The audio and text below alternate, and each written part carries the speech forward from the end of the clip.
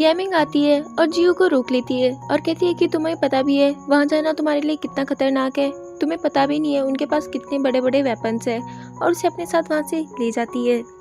मगर जब वो पीछे मुड़ के देखती है तो जू उसके साथ होती ही नहीं है। फिर हम देखते हैं एक ऑफिसर उन सबको बोलता है कि तुम्हें वॉर पे जाना है। फिर हम देखते हैं कि वहाँ पे वॉर चली रही होती है। एक गोली जियो के भाई को भी लगने वाली होती है, मगर तभी वहाँ पे जियो भी आ जाती है और उसे बचा लेती है और वो बेहोश हो जाता है। जब वो होश में आता है तो वो अपने एक ऑफिसर से पूछता है कि हमने वॉर जीत ली, तो वो बोलता है कि हाँ अपन ने वॉर जीत ली है।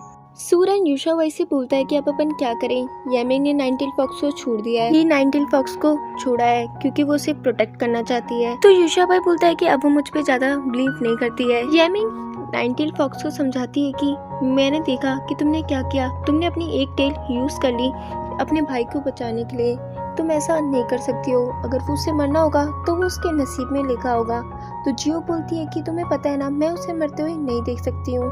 तो येमिंग उसे अपने और यूशा भाई की स्टोरी सुनाती है और उसे बोलती है कि अगर तुम्हें आसमान में कभी भी कोई भी बैट वगैरह नजर आए तो प्लीज उससे बच के रहना क्योंकि वो तुम्हें हार्म पहुंचा सकता है। फिर हम देखते हैं येमिंग सो रही होती है। जब वो उठती है तो वो देखती है कि जियो उसके पास नहीं है। तभी वहाँ पे एक ग्रीन फेरी आती है और उसे बताती है कि मुझे यहाँ पे जिन ने भेजा है ताकि मैं तुम्हारा और जियो का ध्यान रख सकूं। तुम्हें पता है जिन अभी तक लियान से नाराज हैं क्योंकि उसने तुम्हें भी अनजाने में हार्म किया, और दूसरी तरफ तुम हो जिसने खुद ने ही सील तोड़ के यूशा भाई को आज़ाद करवाया है।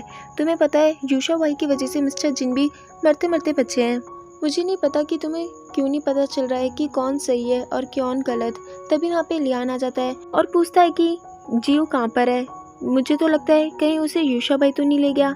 ये सुन के येमिंग वहाँ से गायब हो जाती है। फिर हम देखते हैं सभी ऑफिसर्स काफ़ी ज़्यादा खुश होते हैं क्योंकि उन्होंने वॉर जीत ली थी, मगर उस वॉर के अंदर सिर्फ और सिर्फ जियो का भाई जिंदा बच पाता है। तो वो लोग उसे ऑफिशियल ऑफिसर बना लेते हैं, मगर इस बात से वो काफ़ी ज़्यादा खुश नहीं होता है। फिर हम देखते हैं जब सुबह वो अपनी नई ड्रेस पहन के आता है तभी पीछे से उसे जियो आवाज़ लगाती है। वो जियो को देख के काफ़ी ज़्यादा खुश होता है और उसे गले लगा लेता है और वो उसे सारी बातें बताता है कि उसके साथ वॉर में क्या क्या हुआ। तो जियो उसे बोलती है कि अगर तुम चाहो तो अपन दोनों माउंटेन पे जाके आराम से अपनी अच्छी लाइफ जी सकते हैं, मुझे तुम्हारे साथ रहना है। मगर वो उसे सॉरी बोलता है और कहता है कि मुझे अभी अभी इस ऑफिसर की नौकरी मिली है और मुझे प्रमोशन भी मिला है, तो मैं इस जॉब को नहीं छोड़ना चाहता हूँ। मैं हमेशा तुम्हें खुश रखना चाहता हूँ और मैं हमेशा से तुम्हारे साथ शादी भी करना चाहता था, और अब मैं एक सोल्जर बन चुका हूँ तो मैं आराम से तुम्हारे साथ शादी कर सकता हूँ और तुम्हें खुश रख सकता हूँ। मतलब ये दोनों पहले भाई बहन थे और अब ये दोनों शादी करने वाले हैं। मतलब यार कुछ भी करना है। तो अब हम भाई बहन के रिश्तों पे कलंक ना लगाते हुए इस लड़के को इसके रियल नेम यानी जिनसी के नाम से संबोधित करेंगे इस ड्रामे में। इसके बाद हम येमिंग को देखते हैं जिसके ऊपर बैट नजर आते हैं। तभी वो चेक करती है कि वो एक सील के पास बंद हो चुकी है, मतलब कि किसी ने उसे चारों तरफ से बंद कर दिया है। इसके बाद हम जियो को देखते हैं जिसे ग्रीन फेरी और लियान ने पकड़ लिया होता है। वो बोलती है कि क्या तुम वापस से मेरा एसेंस लेने आए हो।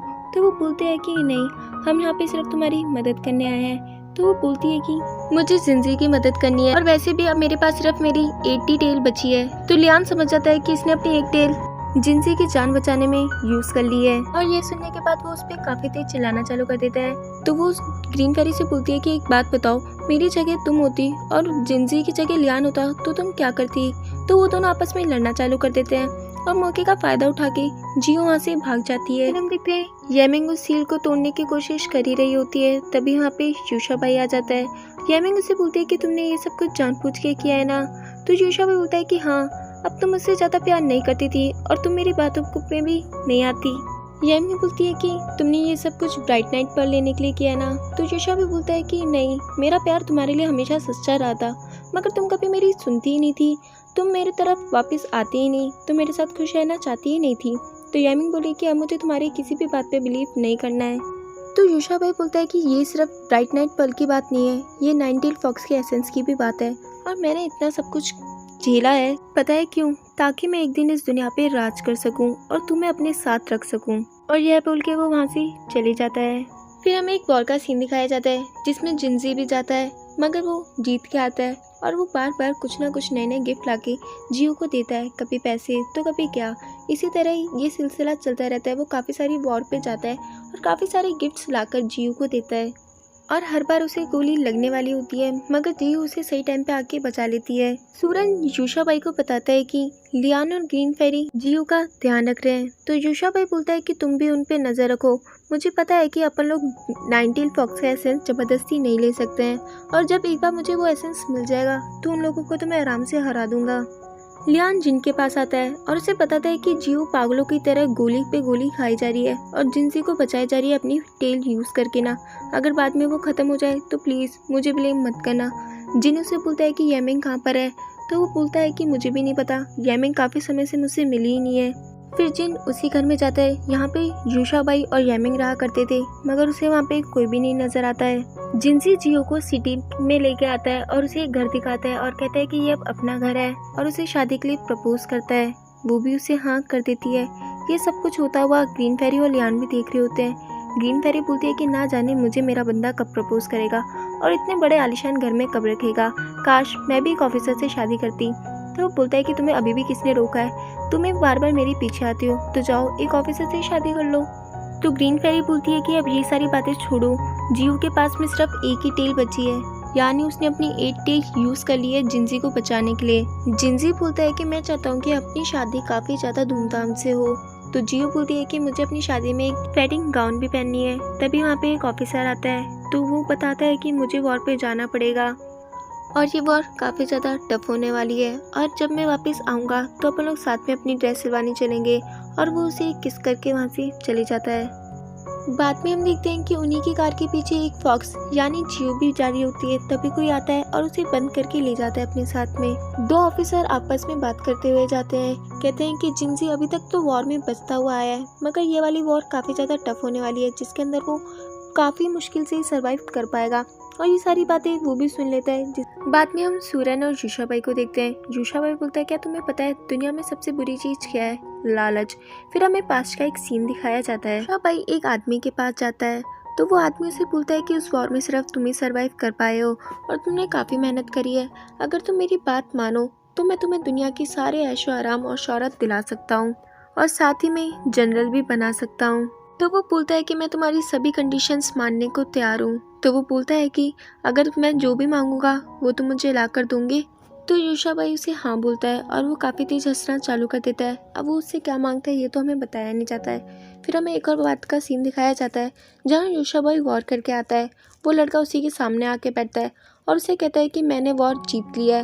वो बोलता है कि मगर मुझे जो चाहिए था तुमने मुझे अभी तक वो नहीं दिया है। यूशाबाई बोलता है कि मैंने येमिंग का ट्रस्ट हासिल कर लिया है और उसका डिवाइन पावर हासिल करने के लिए मुझे तुम्हारी पावर की ज़रूरत है। और तभी वो उसकी नेक पे बाइट करता है।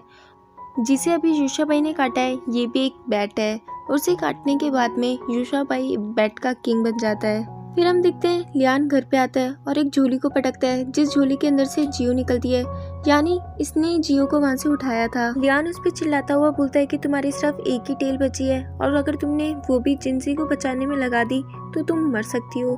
ग्रीन फेरी भी उसे समझाती है कि तुम चिंता मत करो, वो बिल्कुल सही सलामत वापस आएगा।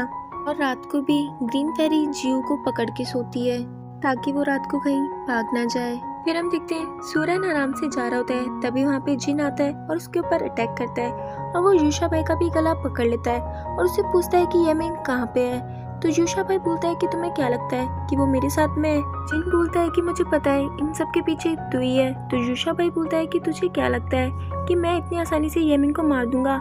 और वैसे भी मैं तो येमिंग को मार सकता हूँ ही नहीं, क्योंकि हम दोनों की लाइफ कनेक्टेड जो है, और मुझे नहीं पता कि येमिंग कहाँ पर है।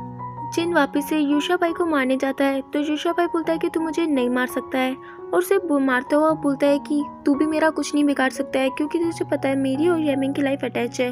उसने हमेशा तुझे भाई की तरह ट्रीट किया, मगर तू ना जाने क्यों उसके लिए इतना सब कुछ करता रहता था, ना जाने क्यों उसके पीछे इतना लट्टू हुआ रहता था। तो जिन बोलता है कि एक बार मुझे येमिंग मिल जाए उसके बाद मैं तुझे खुद मारूंगा। फिर हम देखते हैं जब रात को ग्रीन फेरी उठती है तो उसके पास जियो नहीं होती है। वो जाके लियान को उठाती है और वो दोनों उसे ढूंढने चले जाते हैं। फिर हम देखते हैं वॉर चल रही होती है जहाँ पे जिनसी भी आया हुआ होता है। तभी ये गोली उसके पैर में लग जाती है और वो वहीं पे बेहोश हो जाता है। तभी वहाँ पे फॉक्स यानी जियो भी आ जाती है। वो उसे हर तरफ ढूंढती है। फिर उसे वो एक रूम में मिलता है जहाँ वो थोड़ा घायल होता है। वो काफ़ी ज़्यादा रोना चालू कर देती है और नर्स से पूछती है कि इसे क्या हुआ। तो वो बोलती है कि इसकी सिर्फ पैर में गोली लगी है तो ये जल्दी ठीक हो जाएगा। जियो रात भर उसका इंतज़ार कर रही होती है। तभी वो अपनी आंखें खोलता है और कहता है कि मुझे पता है तुम एक मॉन्स्टर हो, मैं तुम्हारे साथ लाइफ बिताना चाहता हूँ। तुमने पहले भी 8 बार मेरी जान बचाई है, तो मुझे पता है कि तुम इस बार भी मेरी जान बचा सकती हो। तो प्लीज़ मेरी जान बचा लो, क्योंकि मैं मरना नहीं चाहता हूँ। मेरे लिए मरना काफ़ी ज़्यादा पेनफुल है। प्लीज़ मुझे इस बार भी बचा लो, क्योंकि मैं तुम्हारे साथ एक हैप्पी मैरिड लाइफ जीना चाहता हूँ। जियो बोलती है कि अगर तुम चाहते हो कि मैं तुम्हें बचाऊं तो मैं तुम्हें बचाऊंगी, भले इसके बाद मैं अपने रियल रूप में क्यों ना आ जाऊं। और फिर हम देखते हैं कि जियो अपना एसेंस जिंसी के अंदर ट्रांसफ़र कर देती है और उसे किस कर लेती है और उसी के बाद वो फॉक्स में कन्वर्ट हो जाती है। तभी उसकी बॉडी के अंदर से यूशा भाई निकलता है, यानी ये सब कुछ यूशा भाई ने ही बोला था। फिर हमें पास्ट का सीन दिखाया जाता है जब जिंसी की सर्जरी चल रही होती है, तभी यूशा भाई उसकी बॉडी के अंदर आ जाता है। फिर हम देखते हैं यूशा भाई दिन में भी रहना चालू कर देता है, यानी अब उसे सूर्य की किरणों से कोई भी परेशानी नहीं होती है। दूसरी तरफ जिन भी यामिंग को ढूंढ रहा होता है, तभी जिंसी को होश आता है। जियो भी एज अ फॉक्स वहाँ पे बैठी होती है। उसे नर्स से पता चलता है कि जो भी जिंदा बचा था इस वॉर के अंदर, उसे रिवॉर्ड दिया जा रहा है। ये सुन के वो काफ़ी ज़्यादा खुश होता है और उसे पता चलता है कि ये जो फॉक्स है कल रात से ही उसी के पास में बैठी हुई है। तो वो उस फॉक्स को अपने साथ रखने का डिसाइड करता है और कहता है कि जियो जब इसे देखेगी तो काफ़ी ज़्यादा खुश होगी। फिर हम देखते हैं लियान और ग्रीन फेरी भी वहीं पे आते हैं जहाँ पे वो सभी ऑफिसर रह रहे थे, और वो देखते हैं कि जिंसी के हाथ में फॉक्स है। तो वो समझ जाते हैं कि उसने अपनी एक टेल यूज़ करी है, यानी अपना एसेंस यूज़ किया है जिंसी को बचाने के लिए। यूशा भाई यामिंग के पास आता है। यामिंग को लगता है कि जिन आया है, तो वो बोलता है कि मुझे काफ़ी बुरा लगा कि तुम्हें लगा जिन आया है। तो वो बोलती है कि तुम सनलाइट में कैसे आ सकते हो, क्या तुमने फॉक्स से उसका एसेंस ले लिया है। तो वो बोलता है कि मैंने फॉक्स से उसका एसेंस ले लिया है और अब मैं तुमसे भी तुम्हारा ब्राइट नाइट पर्ल लेने वाला हूँ। और वो इस सील को खोलता है और यामिंग के अंदर से उस पर्ल को निकालता है। यामिंग भी धीरे धीरे डिसअपियर हो रही होती है और यूशा भाई भी धीरे धीरे डिसअपियर हो रहा होता है। उसे समझ नहीं आता कि ये सब कुछ क्या हो रहा है। तभी वहाँ पे जिन आता है और वो यूशा भाई को और यामिंग को दोनों को एक दूसरे से अलग करता है और वो यामिंग को अपने बाहों में भर लेता है। तभी वहाँ पे यामिंग बेहोश हो जाती है और मौके का फ़ायदा उठा के यूशा भाई भी वहाँ से चले जाता है। जिंजी बाद में अपने घर पे आता है और वो जियो का इंतज़ार करता है। उसे लगता है कि जियो मार्केट वगैरह गई है, मगर रात तक जियो नहीं आती है। तो वो उसे ढूंढने चले जाता है, मगर उसका कोई भी पता नहीं लगता है। और इसी तरह कुछ दिन बीत जाते हैं, मगर वो अभी भी जियो के बारे में कुछ भी पता नहीं लगा पाता है। वो उसी शॉप में जाता है जहाँ पे उसने वेडिंग ड्रेस सिलवाई थी। वो काफ़ी ज़्यादा रोना चालू कर देता है उस वेडिंग ड्रेस को देखने के बाद और कहता है कि जियो तुम कहीं पे भी हो, मैं तुम्हें ढूंढ के रहूँगा। फिर हम देखते हैं बाद में नाना के पास किसी का कॉल आता है और वो क्वीन को बताती है कि मेरी दोस्त की तबीयत खराब है, इसलिए मैं नानजिंग जा रही हूँ। क्वीन भी उसके साथ जाने के लिए जिद करता है, मगर वो उसे मना कर देती है, कहती है कि मैं अपना ध्यान खुद रख लूँगी। फिर हम देखते हैं लियान और ग्रीन फेरी जिनके पास आते हैं और उसे बताते हैं कि हम फॉक्स का ध्यान नहीं रख पाए और उसका एसेंस यूशा भाई ने ले लिया है और अब वो काफ़ी ज़्यादा स्ट्रांग बन चुका है। और तूने मुझे बोला था कि जब यूशा भाई काफ़ी ज़्यादा स्ट्रांग बन जाएगा तो अपन अपना नया प्लान स्टार्ट करेंगे, तो अब मुझे बता कि तू क्या करेगा। तो जिन बोलता है कि यूशा भाई यहाँ पे यामिंग का ब्राइट नाइट पर्ल लेने जरूर आएगा और जैसे ही वो उन ब्राइट नाइट पर्ल को एक बार यूज़ करेगा तो उसके बाद वो और यामिंग दोनों ही डिसअपियर होना स्टार्ट हो जाएंगे। और इसी के साथ हमारा ये एपिसोड ख़त्म हो जाता है। Bye bye.